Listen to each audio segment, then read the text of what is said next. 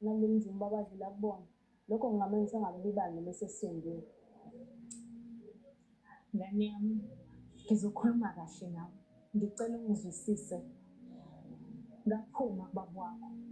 Abantu bomndeni esenginabo uwena nobhuti wakho omncane. Kwakuney'zathu zakhona. Ngiyacela mntwana. Focusa esikoleni. Ukhohlwe izo zonke izinto zabadala, izinto ezenzakalayo.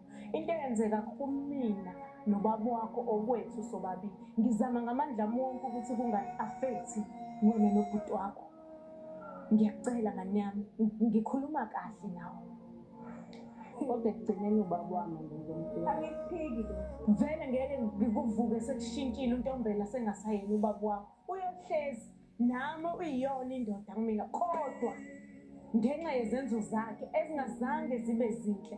Kunina iy'ngane zami nakumina uqobo. Kungilimazile lokho. Yingakho ngithi mina mntanami ngiyacela ngane yami. Uyithemba lami wena.